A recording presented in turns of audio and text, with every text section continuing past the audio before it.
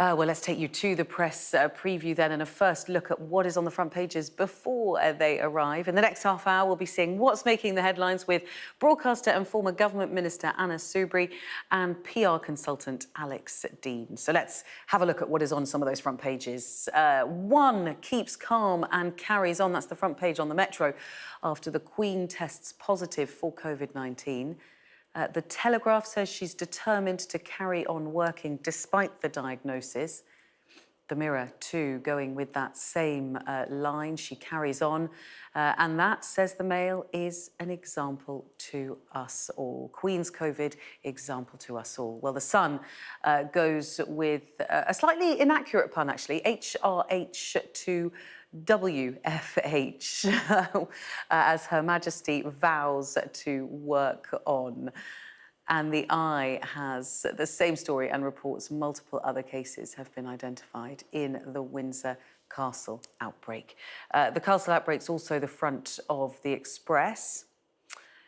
And The Guardian has news that last-ditch efforts to avert a Russian invasion of Ukraine are taking place, those led by President Macron of France. The FT staying with that same story, leading on the announcement that 30,000 Russian troops will stay in Belarus indefinitely, adding to those Western fears of an invasion. And meanwhile, the Times goes on tomorrow's lifting of final COVID restrictions in England, highlighting what it calls the pride of Boris Johnson in the move. The Star leads on forecasts of more wet weather, with 4 more storms set to batter Britain amidst flood warnings tonight. And there's a reminder that by scanning the QR code you'll see on screen during the programme, you can check out the front pages of tomorrow's papers while you watch us. Well, as I said, we are joined tonight by Anna Soubry and Alex Dean. So let's go straight to our papers. Good evening to you both. Thanks for being with us. Let's begin with the Metro. I mean, if there was a story that could knock Ukraine off the front pages, it is this. And the papers really have had to make their choices tonight.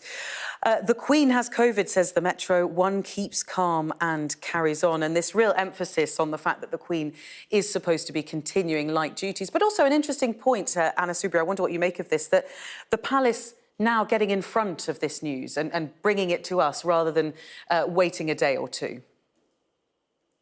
Yes, and rightly so. And look, the reason why, of course, Her Majesty can continue working from home and stay calm is because, mercifully, she's triple vaccinated and she has a very mild form of COVID. And of course, there are, unfortunately, people, even those who've been triple vaxxed, who can have a nastier form of it. But as I say, mercifully, our Queen has got the mild form. So that's why she's able to carry on. So I was slightly peeved, if you like, by the implication in the Mail that somehow the Queen was carrying on in a way that the British people aren't carrying on, which is a nonsense, of course. But, yeah. And actually, funnily enough, Anna Soubry, interestingly, that is what I'm so sorry, we lost you slightly there, so I was jumping in to say that is, you're right, the example to us all, which has been on some of the papers, I think it was the Daily Mail had that, the example to us all does suggest, yes, that the Queen leading that example by working from home, when of course we have all been working from home, haven't we?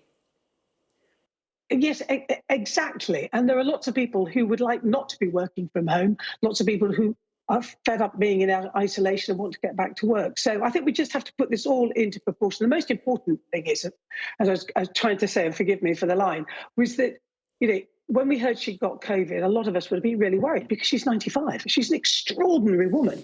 And now to know that she has this mild form is hugely reassuring. And of course, we all wish her a speedy recovery. She is, however, incredible. There is no debate about that. On the Sun, also, they are saying, yeah, HRH to WFH to work from home. The Eye, also, Queen still at work with COVID. Alex Dean, it's interesting how the Queen's health treads this interesting line between a private matter, and that is what the palace has often said about it, and of course it is a matter of great public interest because she is the head of state as well. So the palace having to tread that line. Yeah, that's right. And I thought they'd handled this story very well, and they've as you were saying, got out in front of it and briefed people about it. God bless our Queen, and a lifetime of public service, and now she has coronavirus. I thought that the parallels are quite interesting about the things that she's seen in her lifetime. We remember that the royal family, when they were bombed during the Blitz, said they could finally look the West End in the eye, and now have millions of her subjects having had coronavirus. The Queen has got it too. We wish her a speedy recovery, of course, but I demur slightly from what you were both saying. I think she is an example to us all in her fortitude and in her public service at 95. I think that's an example for everybody. Well, certainly, we had a royal commentator coming on just earlier this evening saying exactly that, the way she behaved over the funeral of her husband, the fact that she was the first to say that one ought to go and get a vaccine, think of everybody else, that she had been a role model, absolutely indeed. Interestingly, the Metro bringing up the difficult week that she's had already after Prince Andrew agreed a £12 million deal to head off a sex abuse trial, and the Met says it's probing Prince Charles's charity for cash for honours scandal. I mean, Anna Soubry, she's really, you know, light duties might be what it's called, but she's got a lot on her plate at the moment, hasn't she? Yes, she has. And of course, the settlement of Prince Andrew's claim will have been a huge relief to her.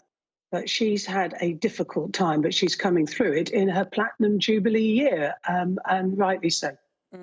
I think, can I just say, I think one of the things that, of course, this is going to cause an interest in Parliament, if it's right that the government's going to lift all its COVID restrictions, as is being widely reported, there will be people who will be slightly concerned about that. Remember, over 50,000 people are still catching COVID. The number of people dying from it is still high, mercifully not as much as it was. And so I think that people will be rightly, and members of Parliament, of course, returning next week, asking whether we are doing this in the right way.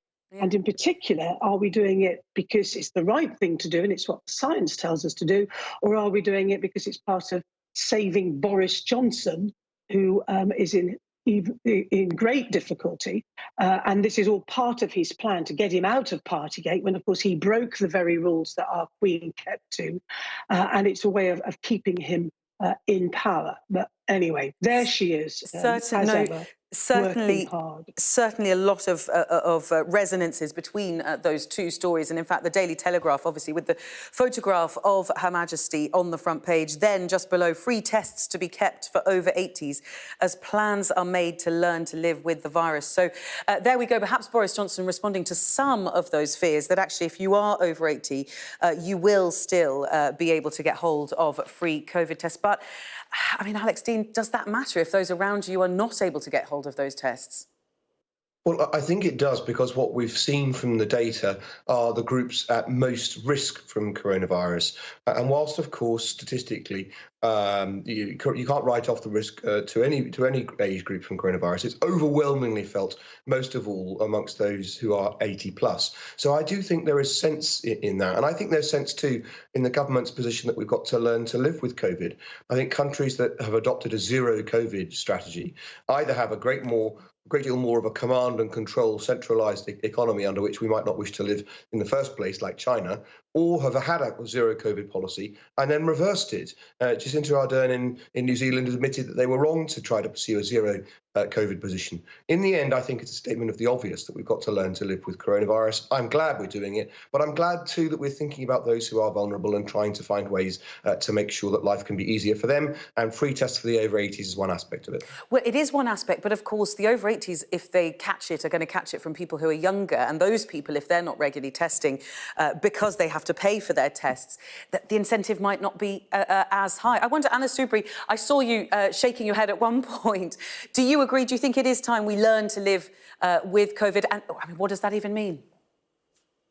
Well, exactly. And most people are actually learning to live with it and have been for almost 2 years now, actually, and struggling as a result of the restrictions. There's no debate about that, but it was the worst thing. It was the best thing, rather, to do, and we needed to do it.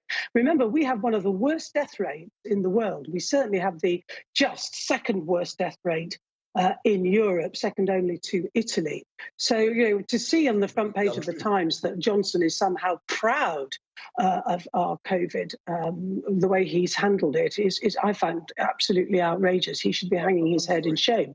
But it's also interesting in the Telegraph. I've got to, Alex, just very quickly, because we are almost out of time. Just come back on that very quickly. Absolutely is. Much of Central and Eastern Europe have worse death rates than the UK. It's true. We are second only to it in the death. And it's interesting on the front page of the Telegraph. Anna, we're losing your line a little bit. There are actually restrictions. We're losing your line a little bit, so I'm going to quickly go to Alex before we have a break, just for 10 seconds on that, your response to what Anna was saying there. Well, it's hard to tell what she was saying, other than that if she was saying that Italy's the only country in Europe that's got a worse death rate than the UK, it's not true. Okay.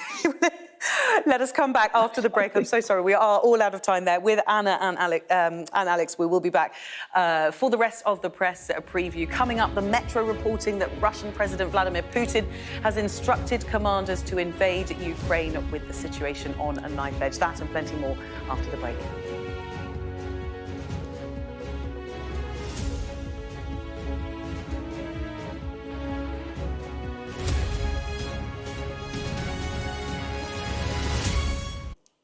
Welcome back. You're watching the press preview. With me now, I'm afraid we've lost Anna Soubry, but we do have Alex Dean, PR consultant, still with us. So, Alex, I'm afraid you're going to have to battle on your own for a bit until we get Anna Soubry back. Let's begin. Actually, funny enough, we were just talking before we went into the break about death rates. Death rates between countries of COVID are notoriously hard to compare because obviously everyone tests and everybody counts them differently. I think on current death rates, I'm trying to work out what Anna was saying, whether she was saying a total death rate of COVID, but current death rates, it seems that she is right that Italy is above the USA, is above the UK. But of course, in total death rates, that's a totally different matter. So let us... Forgive me, but she was maintaining, I mean, on absolute terms, of course, the UK has a higher death count than Italy, so she can't have meant that. What she meant was as a percentage of the population. And it feels unfair to make the without her, but given that you've invited me to, Bulgaria, Bosnia, Hungary, I've tweeted this, Georgia, Croatia, Czechia, Slovakia, Romania, these are all European countries with worse death rates than the UK. Armenia, Moldova, Latvia, Belgium, these are all Italy, Greece. There are many, many countries in Europe that have worse death rates than the UK, and I fear that Anna is using some very old talking points. OK, very interesting. Right, we'll let Anna come back to you when she returns. But for now, we're going to move on to the crisis in Ukraine. And the front of the FT, Belarus says Russian troops will stay as West seeks Ukraine talks. It is not looking good, Alex, is it? Belarus is, of course, Europe's last dictatorship, and it is a country that has seen significant violations of human rights, significant attacks on pro-democracy movements in its country. And here is the latest demonstration of its continuing malign government and its alliance with Russia. Of course, as a sovereign country, it's entitled, if it wishes to invite the Russians into its country, to invite their military forces in. But I must say, having them perched on the edge of their country, threatening countries to the west of them, hardly does any good for Belarus's prospects of rehabilitation in the international community and to take its place in the community of nations. I hope they realise quite how bad this makes them look in the eyes of everyone. The way that this is threatening to the Baltic states, the way it's threatening to Ukraine itself, I think is terrible for the region, and it's really bad for Belarus. I really hope they think again.